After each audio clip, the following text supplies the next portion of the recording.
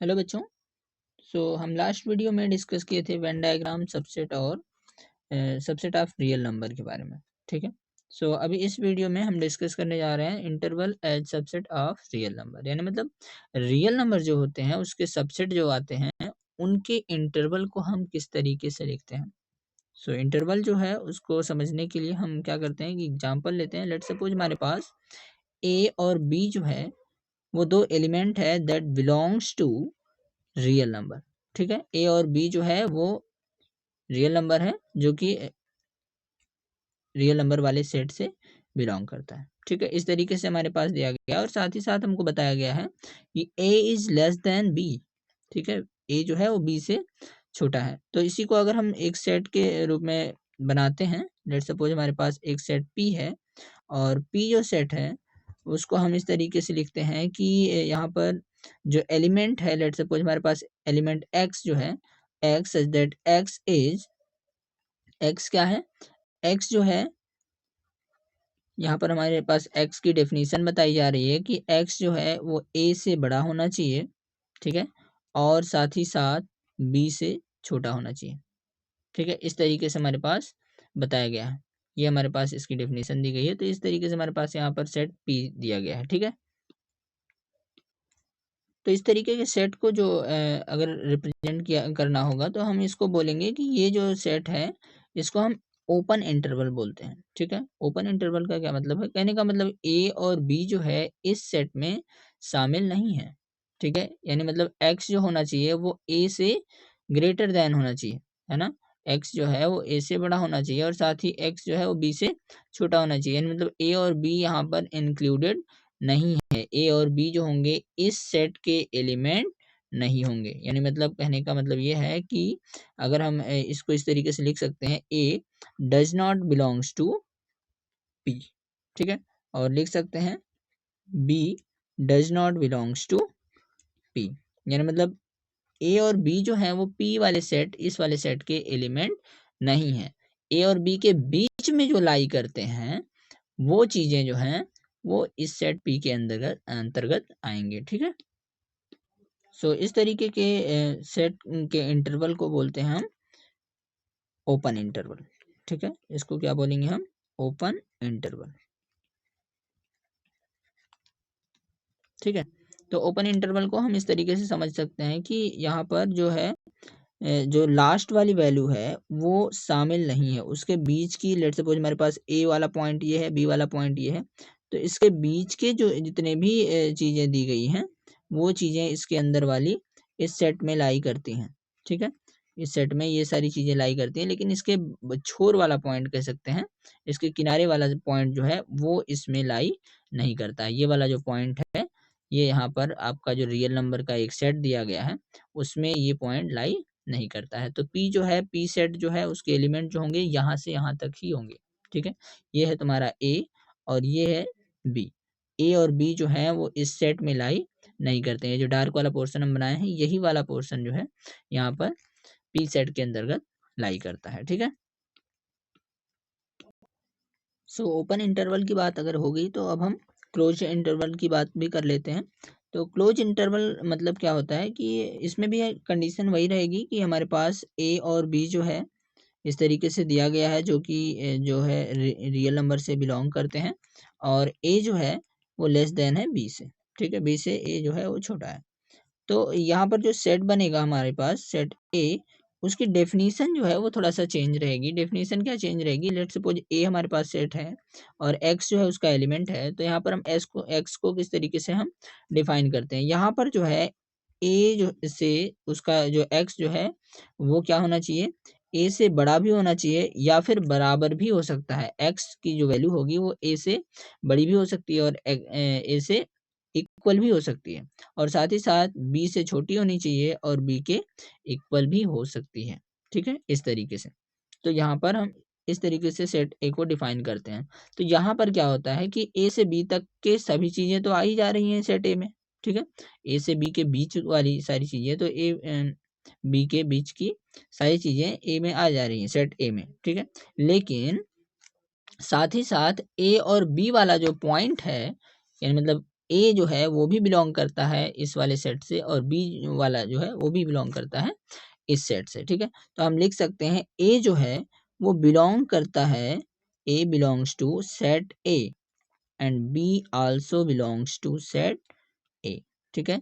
ये जो सेट है ए उससे ये वाला ए ये भी बिलोंग करता है और बी वाला भी पॉइंट बिलोंग करता है। ये दोनों जो हैं पॉइंट इसी सेट के अंदर में आते हैं। तो इसको अगर हम इस तरीके से फिगर के रूप में बनाएं तो इस तरीके से हम बना सकते हैं। इसका जो आउटर मोस्ट कह सकते हैं पॉइंट जो होगा, बाहर का जो पॉइंट होगा वो इसमें लाई कर रहा है, जिससे हम बता रहे हैं ए और बी को, ठीक है। तो इसके अंदर वाला जो पॉइंट है ये सब चीजें इसके अंदर में तो दी ही गई हैं, ठीक है। और साथ ही साथ ये जो बाहर वाला पॉइंट है बगल में बना हुआ है ये भी इसी के अंदर में लाई करता है, ठीक है। ये पॉइंट जो है ए है और ये वाला पॉइंट जो है ये बी होगा और ये ए और बी का जो पॉइंट है ये दोनों ही इस वाले सेट में लाई करते हैं। ये जो सेट ए बना है हमारे पास, इस सेट ए में ये वाला पॉइंट भी लाई करता है और ये वाला पॉइंट भी लाई करता है, ठीक है। इस तरीके से हम इस सेट को रिप्रेजेंट कर सकते हैं, ठीक है। इसको अगर हम ब्रैकेट के रूप में बदलते हैं तो इसको हम इस तरीके से एक सिंपल फॉर्म में लिख सकते हैं, ए इक्वल, यहाँ पर हम करली ब्रैकेट नहीं लगाते हैं, यहाँ पर हम स्क्वायर ब्रैकेट लगाते हैं और इस तरीके से लिख सकते हैं ए कॉमा बी। तो कहने का मतलब ये है कि जब भी हमें इस तरीके से लिखा हुआ मिले इसका मतलब है ये एक क्लोज्ड इंटरवल वाला रियल नंबर का सेट है, ठीक है, सबसेट है रियल नंबर का, जो कि ए से बी के बीच में लाई करता है। ए के बीच, ए और बी के बीच के जितने भी पॉइंट होंगे वो सभी इस सेट में लाई करते हैं और साथ ही साथ ए और बी भी इस सेट में ये पॉइंट जो है ए पॉइंट और बी पॉइंट भी इसमें लाई करता है, यानी मतलब ए भी इसका एलिमेंट है और बी भी इस सेट का एलिमेंट होगा, ठीक है। इससे पहले जो हम ओपन इंटरवल पढ़े थे उसमें जो है यहाँ पर इसको अगर हम ब्रैकेट के रूप में लिखना चाहें तो इसको हम लिख सकते हैं P इक्वल, इसको हम स्मॉल ब्रैकेट में लिखते हैं इस तरीके से राउंड ब्रैकेट में, ए कॉमा बी। इसका मतलब होता है कि ए से बी के बीच के जितने भी पॉइंट हैं वो सभी इस सेट में लाई करते हैं, लेकिन ए और बी जो है वो इस सेट का एलिमेंट नहीं है, ठीक है। A is not element of P and B is also not a element of P, ठीक है। इस तरीके से अगर कोई सिचुएशन है तो हम इसको इस तरीके से लिख सकते हैं विदाउट करली ब्रैकेट में, ठीक है। तो ओपन इंटरवल को दो और तरीके से लिख सकते हैं। वो कौन सा तरीका होता है, वहां पर क्या होता है कि ये जो एलिमेंट है किसी एक तरफ का एलिमेंट जो होता है वो उस सेट में लाई करता है और दूसरी तरफ का नहीं लाई करता है। इस तरीके से हम इसको दो और तरीके से लिख सकते हैं। आगे देखते हैं हम किस तरीके से इसको रिप्रेजेंट किया जाता है क्लोज्ड इंटरवल को। सो यहाँ पर इसको हम एक दूसरे एग्जांपल से समझते हैं। लेट्स सपोज हमारे पास एक एलिमेंट है पी और ये सेट जो है पी, यहाँ पर इसके एलिमेंट जो है एक्स हैं और एक्स को किस तरीके से डिफाइन किया जा रहा है उसको देखिए। हमारे पास ए और बी दो पॉइंट हैं जिसे पहले लिए थे उसी तरीके से हैं, लेकिन यहाँ पर ए जो है इस सेट में लाई करता है, ठीक है। ए पॉइंट जो है इस सेट में लाई करता है और वो एक्स जो है वो ए के इक्वल हो सकता है या फिर ए से लार्जर हो सकता है, ठीक है। और साथ ही साथ बताया जा रहा है बी से छोटा होना चाहिए एक्स को।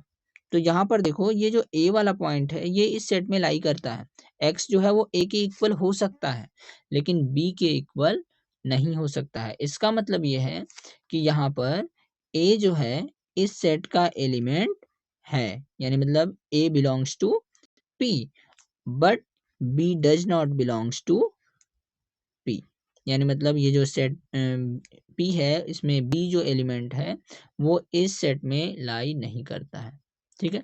तो इसको अगर हम ब्रैकेट के रूप में लिखते हैं तो इसको इस तरीके से लिख सकते हैं कि P इक्वल, यहाँ पर देखो इस तरफ जो है वो क्लोज है तो इस तरफ हम ये वाला ब्रैकेट लगाएंगे, ठीक है। यहाँ पर हम ये स्क्वायर ब्रैकेट लगाते हैं और यहाँ पर ए लिखते हैं, कॉमा लगाते हैं और बी लिखते हैं, लेकिन हम ध्यान देना है कि बी जो है यहाँ पर इस सेट का एलिमेंट नहीं है तो यहाँ पर हम ओपन इंटरवल वाला साइन लगाते हैं, यानी मतलब राउंड ब्रैकेट इस तरीके से।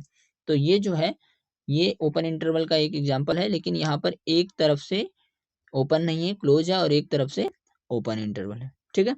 तो इसको अगर हम फिगर के तरीके से देखना चाहें तो इस तरीके से देख सकते हैं कि ये वाला जो फर्स्ट पॉइंट है इधर का ए, वो इसमें लाई करता है, जबकि हमारा जो ये इसके बाद में दूसरी तरफ का पॉइंट है बी, वो नहीं लाई करता है। ठीक है, इस तरीके से इसको बना सकते हैं कि बी जो है इस सेट का एलिमेंट नहीं है, इसके बीच वाले और ये वाले पार्ट जो है वो पी के एलिमेंट हैं। ठीक है, इस तरीके से इसको समझ सकते हैं।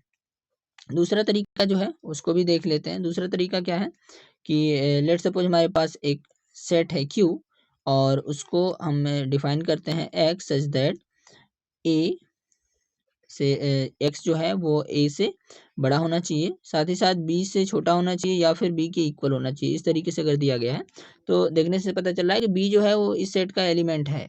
ठीक है, ये सेट Q जो है उसका एलिमेंट B है लेकिन A नहीं है, A से लार्जर होना चाहिए, A के इक्वल नहीं होना चाहिए। ठीक है, तो हम इसको लिख सकते हैं Q इक्वल, तो इसको हम यहाँ पर राउंड ब्रैकेट लगाएंगे क्योंकि यहाँ पर A जो है वो लाई नहीं करता है, तो इस तरीके से लिखेंगे A कॉमा B, और यहाँ पर देखो B जो है, ये B पॉइंट जो है वो लाई करता है, यानी मतलब यहाँ पर हम लगाएंगे स्क्वायर ब्रैकेट। ठीक है,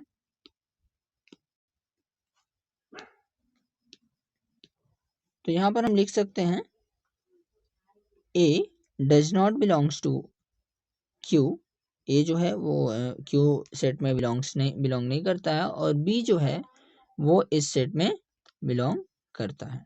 ठीक है, B belongs to Q। Figure के हेल्प से अगर देखते हैं तो इसको हम इस तरीके से बनाते हैं, इधर वाला पार्ट जो है वो खाली रखेंगे और बीच वाला पार्ट जो है वो तो लाई करता ही है इस सेट में, और साथ ही साथ दूसरे किनारे का जो पार्ट है वो भी इस सेट में लाई करता है। ठीक है, तो इस तरीके से हम इसको बना सकते हैं कि यहाँ पर ए जो पॉइंट है वो सेट से बाहर है और बी पॉइंट जो है वो सेट के अंदर में है, साथ ही साथ यहाँ का पॉइंट भी, बीच का पॉइंट भी सेट के अंदर होगा। तो इस तरीके से हम क्यू को रिप्रेजेंट कर सकते हैं। ठीक है, क्यू सेट जो है वहाँ पर ए से बी तक है, जहाँ पर बी जो है यहाँ पर इंक्लूडेड है। ठीक है, तो अभी डिस्कस करते हैं पावर सेट के बारे में। अगला टॉपिक जो है वो है हमारा पावर सेट। तो पावर सेट को समझने के लिए सबसे पहले हम एक सेट का एग्जांपल लेते हैं। Let suppose we have a set A equal, यहाँ पर हमारे पास रोस्टर फॉर्म में कुछ एलिमेंट दिए गए हैं। लेट सपोज हमारे पास एलिमेंट जो है 1 2 एंड 3, बस इतने से एलिमेंट हैं इस सेट में। तो सबसे पहले हम क्या करते हैं कि ए सेट के जितने भी सब सेट होते हैं उसको हम यहाँ पर राइट करने की कोशिश करते हैं। ठीक है, यानी मतलब हम क्या राइट करेंगे, सबसेट ऑफ ए। ठीक है, चलो राइट करते हैं, सबसेट ऑफ सेट ए। ठीक है, सेट ए जो है उसके हम सभी सबसेट को राइट करते हैं। लेट सपोज हम यहाँ पर पी क्यू आर करके इस तरीके से राइट करते हैं। लेट सपोज हमारे पास पी जो सेट है वो इसका सबसेट है, ए का सबसेट, तो ए का सबसेट है यानी मतलब क्या हो सकता है, इसी के एलिमेंट इसमें होने चाहिए, है ना। तो हमारे पास लेट सपोज एक सेट है पी, दैट इज 1 एंड 2 जो है इसके एलिमेंट हैं इस तरीके से। तो 1 एंड 2 इसके एलिमेंट है, यानी मतलब ए जो है ए का सबसेट जो है वो पी होगा। ठीक है, तो यहाँ पर एक और से हम एग्जांपल ले सकते हैं क्यू, है ना। इसमें हो सकता है यहाँ पर एलिमेंट हो हमारे पास 1 एंड 3। ठीक है, 1 एंड 3 जो है इसके एलिमेंट हो सकते हैं, तो ये भी क्यू जो होगा वो भी ए का सबसेट होगा। ठीक है, नेक्स्ट जो है एक दूसरा सबसेट लेते हैं आर। आर में क्या है कि यहाँ पर कुछ एलिमेंट दिए गए हैं, तो 2 एंड 3 ले सकते हैं हम यहाँ पर इस तरीके से। ठीक है, ये भी हमारे पास एक सेट हो गया। उसके बाद एक और सेट लेते हैं सबसेट ए का, जो कि ले सकते हैं हम 1 2 3, लेट सपोज इसमें तीनों हैं। ठीक है, ऐसे भी हो सकता है ना। और उसके बाद एक और सेट लेते हैं, तो यहाँ पर इसमें मान लेते हैं कि एक ही एलिमेंट है ए 1। ठीक है, इस तरीके से। दूसरा यू एक सेट ले लेते हैं, यहाँ पर मान लेते हैं यहाँ पर भी एक ही एलिमेंट है 2। ठीक है, वैसे ही हम यहाँ पर वी भी लेते हैं, वी इक्वल। ठीक है, वी में 3 को रख देते हैं। ठीक है, एक सबसेट ये भी बन गया। और फिर क्या लिख सकते हैं हम, यहाँ पर एक सेट ले लेते हैं नल सेट। ठीक है, तो नल सेट को हम इस तरीके से लिखते हैं, नल सेट मतलब इस सेट में कुछ भी नहीं है। इसको ऐसे भी लिख सकते हैं, और भी तरीके से रिप्रेजेंट करना हो तो हम रिप्रेजेंट कर सकते हैं इसको। लेट्स सपोज इसको W से रिप्रेजेंट करते हैं, इस तरीके से बनाएंगे और बीच में इस तरीके से 5 लिख देंगे, ठीक है। तो ये भी सेम वही काम है कि इसको चाहे इस तरीके से नेम लिखकर इस तरीके से कर्ली ब्रैकेट में करके फिर लिखो, या फिर ऐसे ही डायरेक्ट 5 लिख दो। इसका मतलब होता है ये एक सेट है जिसमें कुछ भी एलिमेंट लाई नहीं करता है, ठीक है। 5 को हम एक तरीके से नल सेट के रूप में रिप्रेजेंट करते हैं, ठीक है। नल सेट उसको बोलते हैं। तो इसका मतलब होता है कि इस सेट में कोई भी ऑब्जेक्ट जो है, कोई भी एलिमेंट जो है वो लाई नहीं करता है, ठीक है। तो अगर देखा जाए तो ए सेट के हम ये सब इतने ढेर सारे सबसेट बना डाले हैं, ठीक है। ये PQRSTUV है ना, W, ये सब क्या है, इसके सेट ए के सबसेट है, ठीक है। तो यही जितने भी सबसेट हैं, इसी के कलेक्शन को बोलते हैं हम पावर सेट, ठीक है। अगर हमको पावर सेट ऑफ ए पता करना हो कि ए के पावर सेट क्या होंगे, तो इसी का जितने भी एलिमेंट दिए गए हैं यहाँ पर, जितने भी सबसेट दिए गए हैं, इसको अगर हम एलिमेंट बना लें या फिर कह सकते हैं इसका ग्रुप बना लेते हैं, तो वहां पर ग्रुप बनाने के बाद में जो हमको ग्रुप मिलेगा वही इसका पावर सेट होगा, ठीक है। तो इसका डेफिनेशन जो है उसको देख लेते हैं। तो इसकी डेफिनेशन है कि the collection of all subset of a set A is called the power set of A. It is denoted by P, फिर उसके बाद इस तरीके से ए लिखा होता है, ठीक है। इसको पढ़ते हैं पावर सेट ऑफ ए। तो उसके बाद बोला जा रहा है in power set of A every element is a set, यानी मतलब पावर सेट के जो एलिमेंट होते हैं वो सेट ही होते हैं, यानी मतलब सेट को मिला करके एक नया सेट बनता है जिसको बोलते हैं हम पावर सेट। और पावर सेट के जो एलिमेंट होते हैं वो उसके सबसेट होने चाहिए, ठीक है। तो इसको एक बार हम देख लेते हैं किस तरीके से पावर सेट ऑफ ए लिखते हैं, ठीक है। इसको हम रोस्टर फॉर्म में लिखकर देखते हैं एक बार, ठीक है। तो इसके लिए क्या करेंगे, हम सबसे पहले लिखेंगे पावर सेट ऑफ ए, ठीक है। पावर सेट ऑफ ए इस तरीके से लिखा जाता है ना। अभी यहाँ पर बताया गया कि इसको इस तरीके से डिनोट किया जाता है।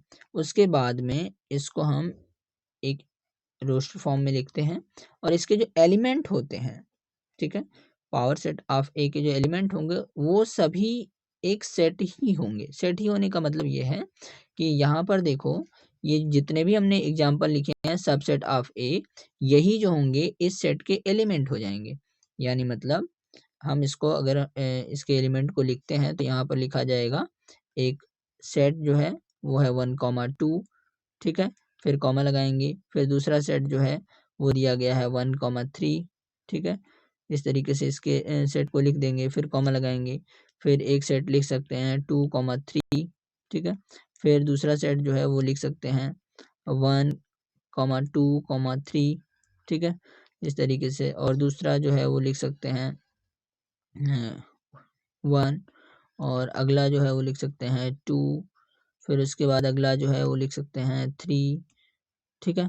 ऐसे ही हम अगला जो है वो लिख सकते हैं 5, 5 भी नल सेट है, इसका सबसेट होगा एक, ठीक है। तो इस तरीके से हम इसको ब्रैकेट क्लोज कर देंगे और यहाँ पर इस तरीके से हम किसी भी किसी भी सेट का पावर सेट इस तरीके से हम लिख सकते हैं। इसके जो एलिमेंट होंगे, इतना ध्यान देना है कि इसके एलिमेंट भी सेट ही होते हैं, ठीक है। ये जो एलिमेंट दिए गए हैं ये सब क्या है, ये एक सेट ही है, ठीक है। तो ये होता है पावर सेट। पावर सेट में उसके सभी जो सबसेट होते हैं उसी को हम मिला करके एक नया सेट बना देते हैं, उसी को बोलते हैं पावर सेट। सो आगे एक और टॉपिक डिस्कस कर लेते हैं हम, जो कि है यूनिवर्सल सेट, ठीक है। यूनिवर्सल सेट का क्या मतलब होता है, एक ऐसा सेट जिसमें सभी चीजें लाई करती हों, यानी मतलब हम जिस भी चीज के बारे में बात करने जा रहे हैं वो सारी चीजें जिस सेट में लाई करती हों उसको बोलते हैं हम यूनिवर्सल सेट, ठीक है। यूनिवर्सल सेट में सभी एलिमेंट जो होते हैं वो लाई करते हैं। हम सपोज करके चलते हैं कि एक ऐसा सेट है जो कि सभी एलिमेंट को लेकर बना हुआ है, ठीक है, जिसमें सभी एलिमेंट लाई करते हैं, उसको बोलते हैं हम यूनिवर्सल सेट, ठीक है। लेट सपोज अगर हम नंबर की बात करते हैं, या हमारे पास एक सेट है ए जिसमें कुछ एलिमेंट दिए गए हैं, लेट सपोज 5 है, 7 है, 9 है, 12 है, इस तरीके से एक नंबर का सेट दिया गया है। तो हम अगर यहाँ पर सबसेट की बात करेंगे, ए के सबसेट सॉरी ए के यूनिवर्सल सेट की बात करेंगे तो हम कह सकते हैं कि इसका जो यूनिवर्सल सेट है वो नेचुरल नंबर हो सकता है। ठीक है, इसका यूनिवर्सल सेट ऑफ ए अगर हमको पता करना हो, ठीक है, यूनिवर्सल सेट ऑफ ए, अगर इस सेट का हमें यूनिवर्सल सेट की बात करनी हो तो हम इसके इस सेट के यूनिवर्सल सेट को हम नेचुरल नंबर बोल सकते हैं। कहने का मतलब यह है कि एक ऐसा सेट जिसमें इसके एलिमेंट के जितने भी एलिमेंट इसमें आ रहे हैं वो सारे एलिमेंट किसी दूसरे सेट में लाई करते हो। ठीक है, तो उसको हम इसका यूनिवर्सल सेट बोल सकते हैं। यूनिवर्सल सेट का मतलब है कि उसमें सारी चीजें आ जा रही हो। ठीक है, उसमें ढेर सारी चीज़ें आती हैं, उसमें से एक सेट ए भी है। लेट्स सपोज़ हम इसको इस तरीके से अगर वेन डायग्राम की हेल्प से बताना चाहें तो ये जो है इस तरीके से हम बनाएँगे एक रेक्टेंगल टाइप का और इसको बोलेंगे कि ये जो है, इसको बोलेंगे कि ये है यूनिवर्सल सेट, इसको हम यू से रिप्रेजेंट करते हैं। ठीक है? और सेट ए जो होगा वो इसी का कहीं पर छोटा-सा एक सेट दिया गया होगा जो कि इसी सेट में इस यूनिवर्सल सेट में लाई करता हो। ठीक है? तो ये जो होगा इसके अंदर में जो बना हुआ एक सेट है तो इसको हम ए बोल सकते हैं। ठीक है, और इसके अंदर में जो जो भी एलिमेंट है जो भी लाई करते हैं उसको हम इसके अंदर में लिख सकते हैं। ठीक है, तो कहने का मतलब यह है यूनिवर्सल सेट क्या होता है जिसमें सभी एलिमेंट जो हैं वो लाई करते हैं। लेट्स सपोज हम कुछ नंबर दूसरे लेते हैं, पॉजिटिव नंबर भी लेते हैं, नेगेटिव नंबर भी लेते हैं, इस तरीके का एक सेट बनाते हैं सेट बी, और उसके बाद फिर उसके यूनिवर्सल सेट की बात करते हैं तो उसका यूनिवर्सल सेट जो है वो रियल नंबर ले सकते हैं या फिर इंटीजर ले सकते हैं। ठीक है, तो कहने का मतलब ये है कि यूनिवर्सल सेट की बात जब हम करेंगे तो यूनिवर्सल सेट क्या होता है, यूनिवर्सल सेट जो होता है वो सभी एलिमेंट को कैरी करता है। ठीक है, उसी के अंदर में सारे एलिमेंट आते हैं चाहे वो जिस तरीके का सेट हो। ठीक है, तो यूनिवर्सल सेट को हम एक तरीके से सुपर सेट कह सकते हैं, है ना, जो कि सबसे ज़्यादा एलिमेंट कैरी करता हो। सो नेक्स्ट वीडियो में अब हम डिस्कस करेंगे एक्सरसाइज 1.3 एनसीईआरटी का, उसके बाद में फिर आगे की टॉपिक को डिस्कस करेंगे। ठीक है।